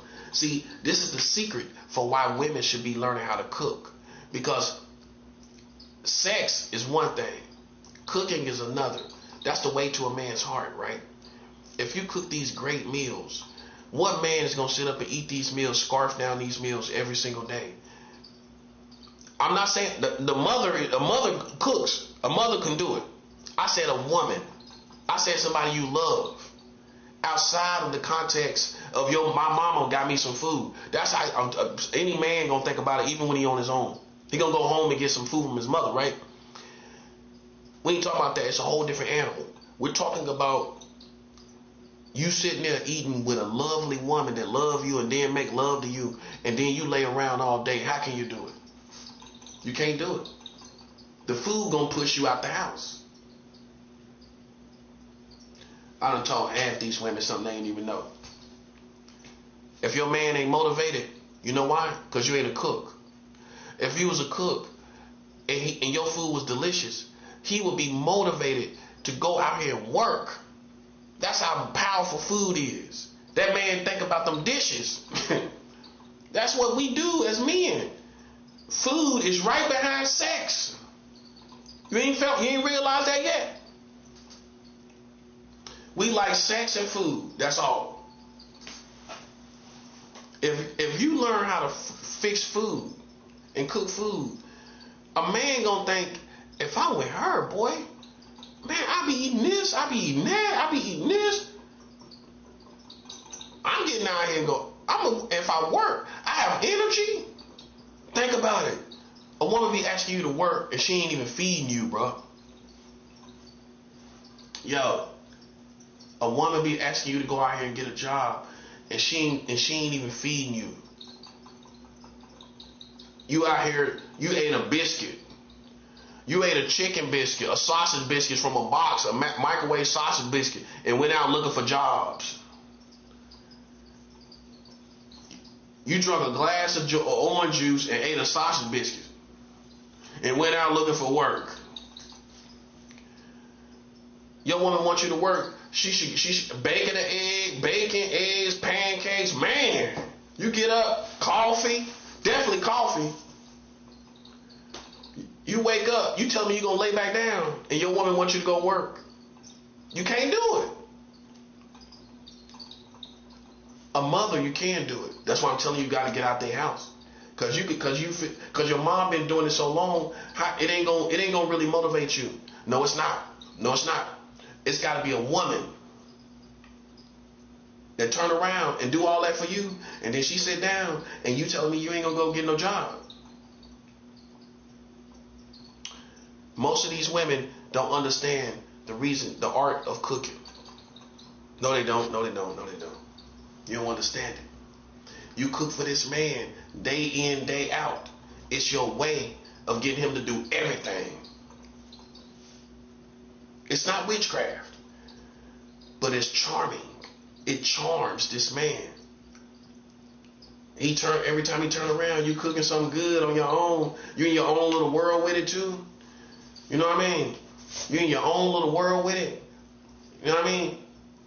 He can't touch it. He can't touch that lane. You know what I'm saying? It's your lane. And you start cooking all this stuff on your own. Boom. You got him. You got him.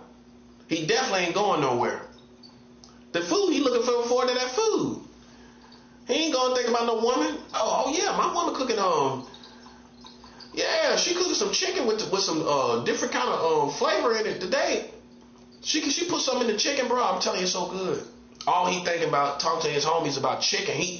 The other people talking to their homies about women.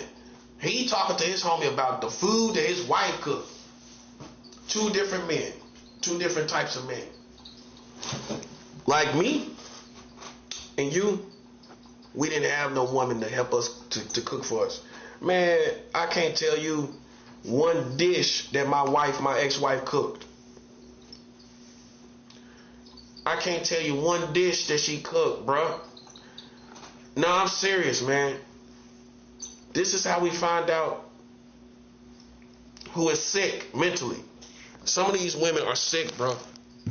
No, I'm serious, though. Because I found out that she actually was sick, man.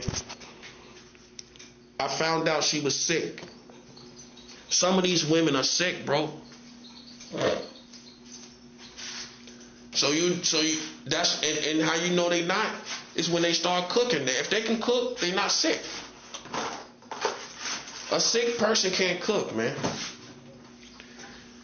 I don't. You go ask a psychiatrist, she gonna tell you that they can't cook.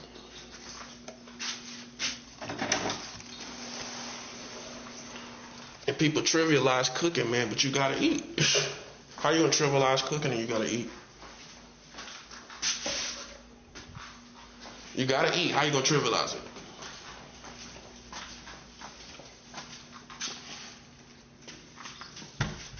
If you get a woman, and I'm gonna tell a man, I tell a young man this. This new generation of women didn't learn how to cook. Nah. Because by the time we came along, we came up on the Papa John's, McDonald's, going out to eat. We got a preference for it almost. You know what I'm saying?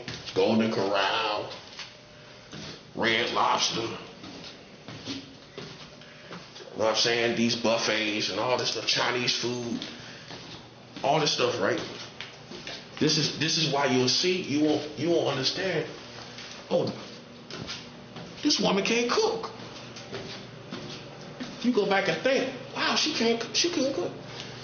The best thing you can get is a woman that can cook. She gonna keep you out the streets. And guess what? Oh, this is not being sexist. A woman needs little stuff like that to do. She needs little stuff like that to do, man. I'm serious. She needs little stuff to do. That's not being funny. Pay attention to a woman's energy level. No, better yet, pay attention to a woman's level of anxiety. Just natural anxiety as a caretaker. As a caretaker for the whole house, not just for the kids, for her grown husband too. She gotta have a mental capacity to care about the kids and her husband.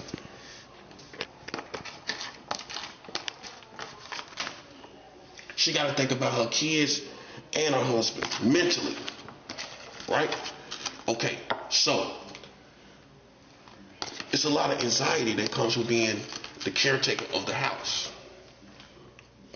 Because a man will get up and go outside and forget everything. Oh, you forgot this, you forgot that, you forgot this. You ever watch The Color Purple? Miss Celie was getting everything for that dude. He forgot this, he forgot that. She mastered that dude. She mastered the house. She got his this, he got that. He looking at her like, yeah, she looking at, she knows, she laughing at you. See, she was greater than him, even though he didn't accept it. He was too arrogant. You could look at his face. The character that Danny Glover played was this arrogant guy that couldn't accept that this is your wife and she's superior to you. Oh yeah. You can't seem to do it on your own. You can't seem to do it on your own, buddy. Now some people built like that. They could, but I'm gonna tell you, if your wife really care about you, she gonna pay attention to everything you do, and it's not her, it's you. You don't think like a woman. You gonna leave something out, and she gonna always know what that is, and she gonna help you. She gonna give you what you need. That's why it's the saddest thing in life. One of them is for a man not to have a wife. Forget all this other stuff. For him not to have a wife, that's the saddest thing right there. Somebody that understands what you're doing.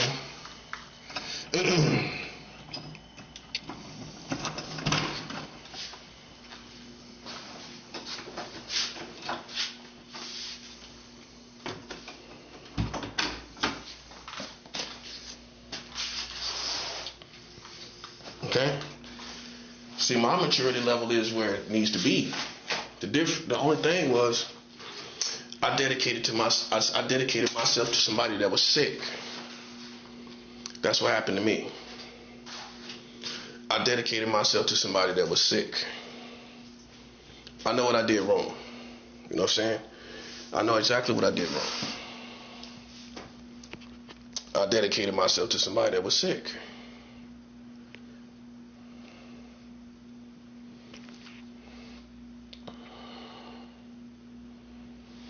Okay? These women can be your best friend if you get it the right woman.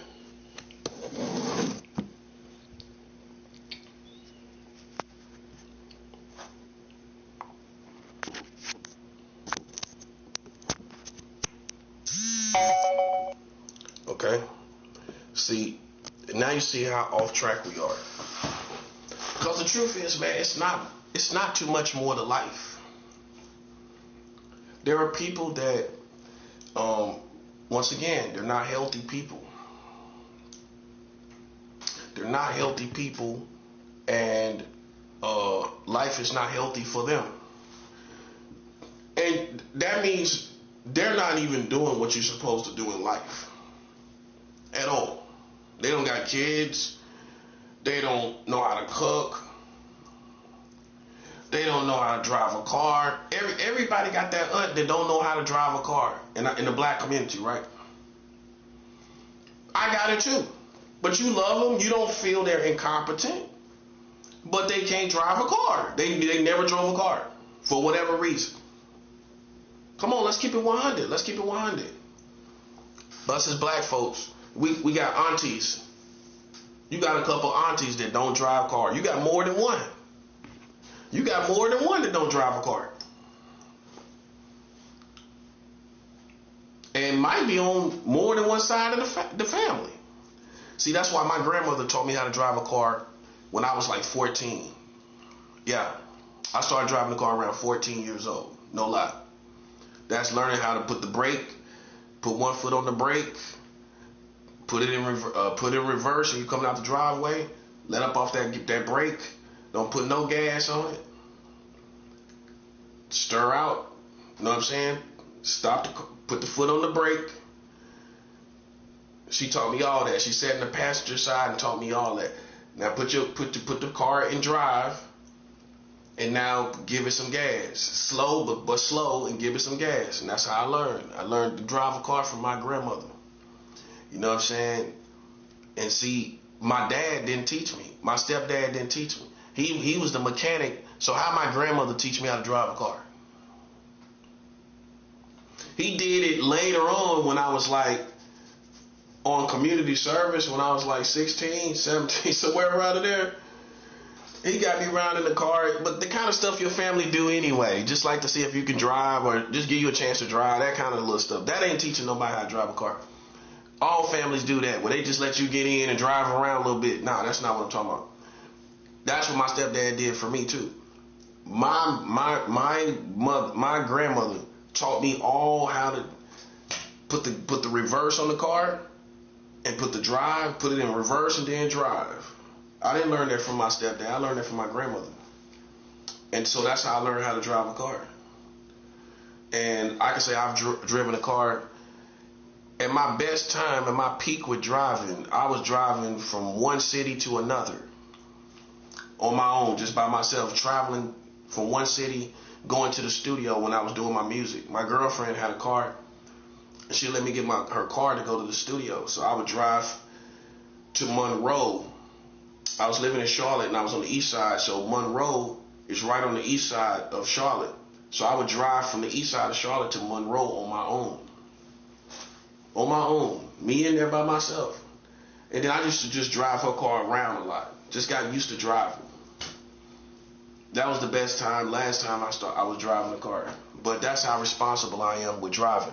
If you find somebody that can't drive a car, that's also a sign of mental sickness. You know what I'm saying? But I can drive a car. I had a driver's license in Florida. You know what I'm saying? And everything. And so yeah, I can drive a car. I've driven state to state. I've driven on the highway before. I've driven on the highway in Charlotte. You know, so I've driven on a highway, and I've driven from town to one side of town to another side of town. Just normal stuff, man. You know what I'm saying? You know, but some people don't do normal stuff. Some people don't do normal stuff. You know, it's just the truth. You know, and you always got that auntie that did not drive a car, but do you look at her as incompetent? Think about it. Think about that auntie you got. You know she never drove a car. She always caught the bus her whole life. That's how many of us are as indigenous people. Many Africans catch the bus their whole life. But do you judge her? No, you don't judge her level of competency because she don't drive a car, but she don't drive.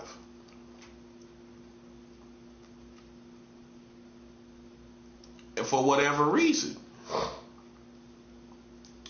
But the bottom line is, man, it's not too many of us that if we got enough cash flowing and we got enough job situations, that's not going to have a car too long because it's just too much. It's a needed luxury.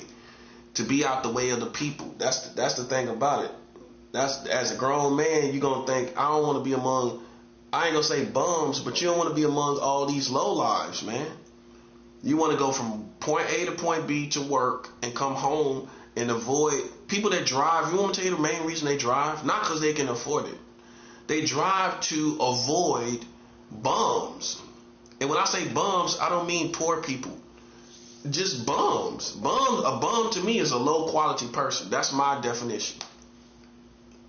And they can have a job on the bus themselves. Got a job. They not homeless, but they bums. You know what I'm saying? And you got to interact with these bums. And it's just like, why not just get a car? It's very easy. You know what I'm saying? It's worth it. Is it dangerous? It is dangerous. And many have lost their lives. Just not even from their bad driving, from the bad driving of others. That's what comes with it. You're willing to avoid bums, to avoid, people are willing to risk their lives. And you could add this to even work at housing, to avoid living among bums. This is not directed just to black people. Are you willing to work hard enough to separate? Are you willing to do that? Are you willing to work hard enough to get out the hood? So that, just like catching the bus, okay, you got that part down. You know, you don't want to get on the bus with bums every day. Okay, now, do you want to live among bums every day?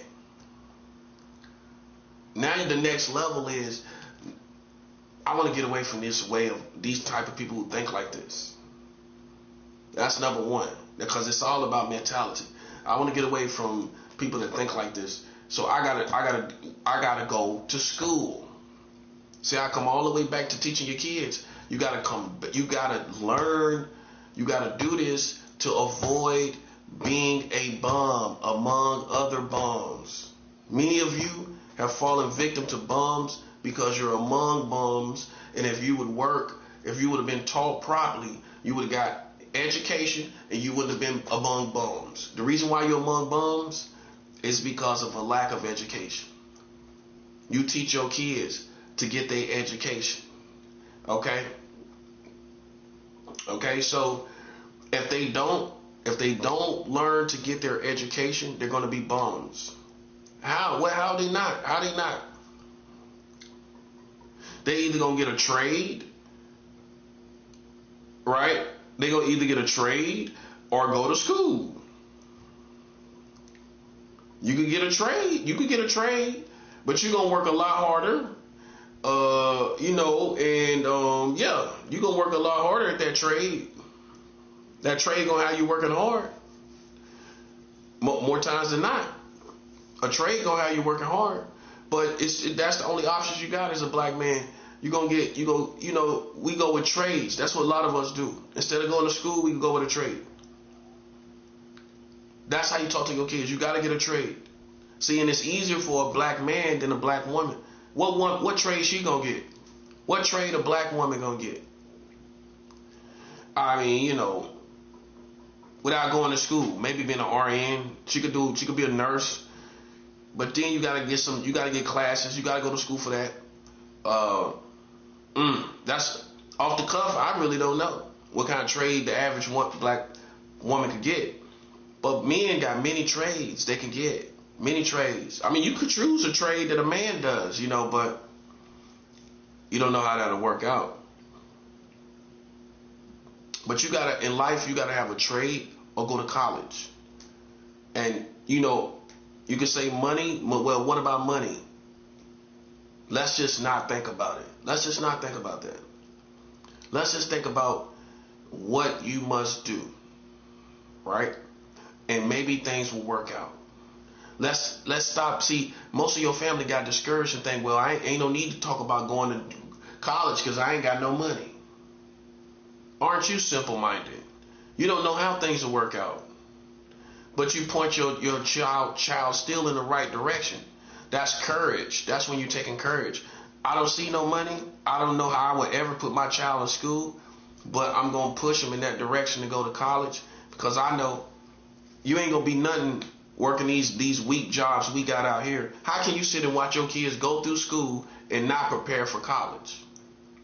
You got K through 12, and you sit back and watch your children from K through 12, and you can see what direction they're going in.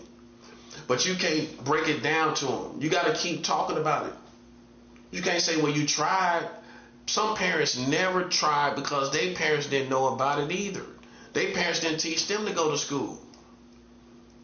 They ain't tried it. That's why they ain't tell you nothing. This is how you need to hear it. The only way you're going to get money if you go to school. That's it. That's how you need to hear it. You want real money?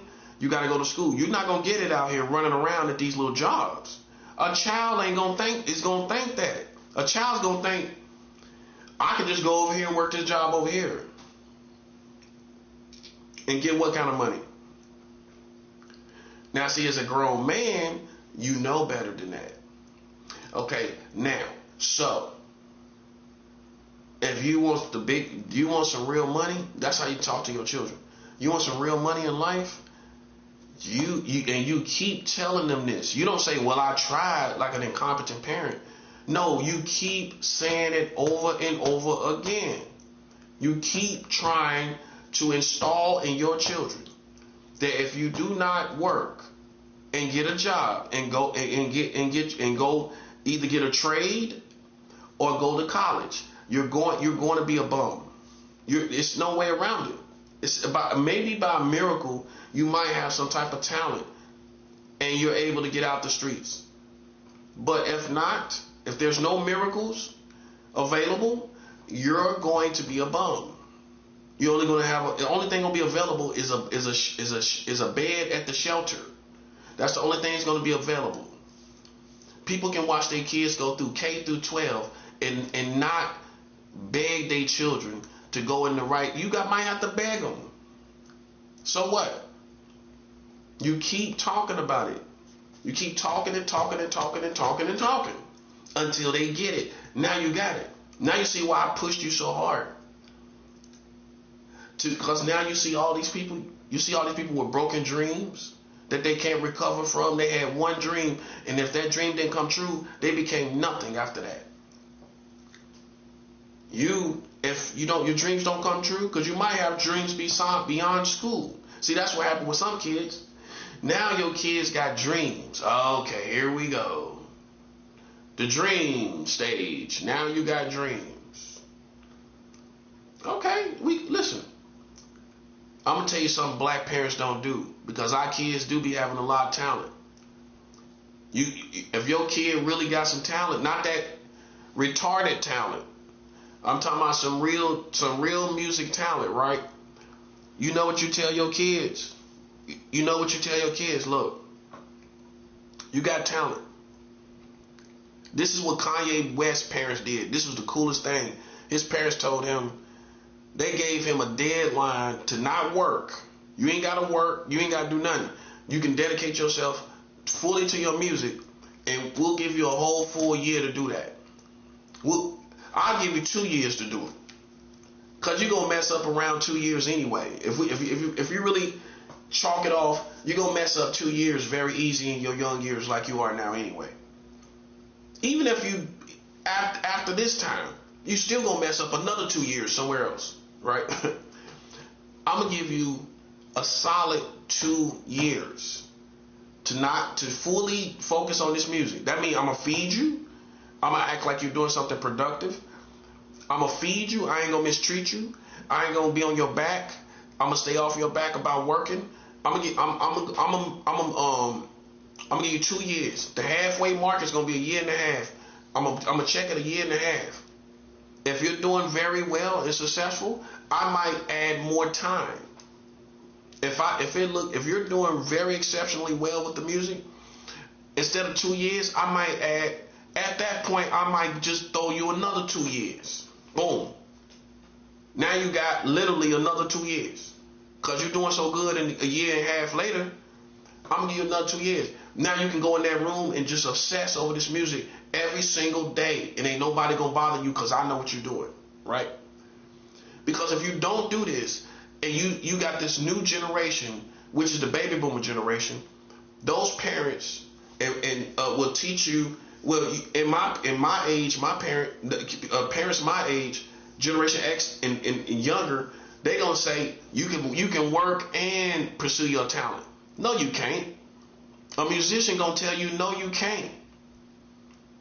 Not a real musician. You can, but you can't. You need full dedication.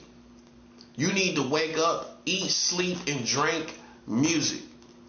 Unbothered, where you ain't got no pressure from working. You just wake up and get to, and do music, come up with ideas, and because your family is supporting you, you're gonna be you know they expecting you to produce something. So the only pressure you got is the pressure to be what you want to be, which is great. Okay, you put pressure on me to be a musician. Okay, I'm gonna show you what I got. You're gonna start producing things. You're gonna start producing music. But if you gotta work, your parent, your parents telling you gotta go out here and work. You're not. I mean, you're not gonna. You're lucky. And a rapper makes it easy, but a singer, a performer, you need so much time to practice your steps, to practice singing and all of that. Rapping is more easier as a career. A singer, I mean, I would even say a rapper, a producer, person who make beats, you can say it's no excuses, but until you live it and realize, nah, you needed more time. You needed to be unbothered to where you can totally dedicate yourself to this music. And for your parents to be totally behind you, that's what's going to give you that birth of inspiration. Now you can really become this artist because your mom or your parents gave life to it. They ain't never gave life to it. You can still become it, but it's going to be way better if your parents give life to it, because that's who you really believe in. Your parents, whatever they tell you, you believe. If they believe in you, they're going to give birth. And the best way for them to believe in you is for them to give you and take you seriously. It's for them to give you a certain amount of time to do your music.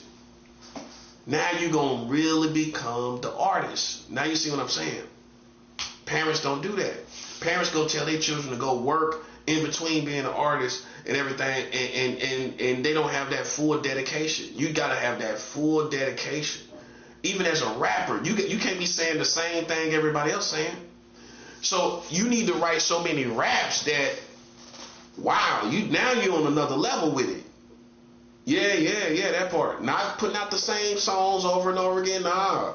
If you're gonna be a rapper, we ain't gonna let it be easy for you. You need to be producing 3 verses on tracks all the time. That's what your parents need to be telling. Nah, not them same 4-5 songs that you talking about you working on music for 2 years. No. We want you producing lyrics, bars. See, I come from the MC time. My parents talk to me. If I raise kids, I'm gonna talk to you like a manager. You need to be producing bars, verses, 3 verses. 3 verses. Just get beats, get stupid. These days, YouTube, it's no excuse. You can get beats off your phone. I'm dead serious. You can get beats off your phone. Like just the ringtones is almost a beat.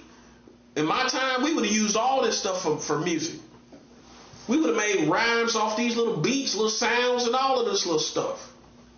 Kids take it for granted, all these little sounds and stuff around them, all these loops and beats. We would have, as a kid, as musicians, we would have used all of this stuff. All the ringtones, we would have had verses to all the little ringtones.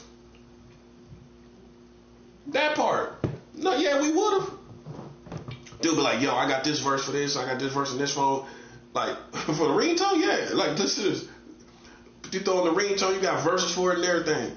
See, that's some 90s type of artist right there. We would have verses for all this stuff. Then the internet, we'll be using all the beats on the internet, all kind of stuff.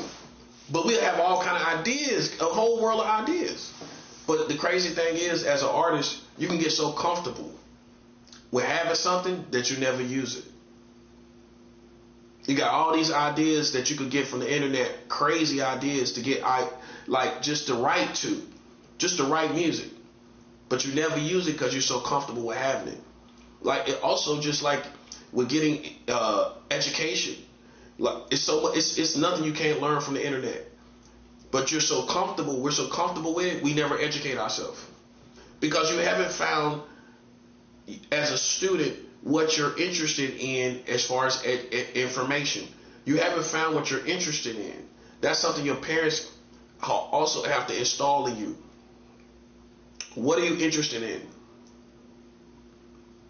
What kind of music? What kind of? You're not. No one. Listen. This is what you got to understand about education. Nobody's interested in the same thing. Nobody is. Nobody's interested in the same thing.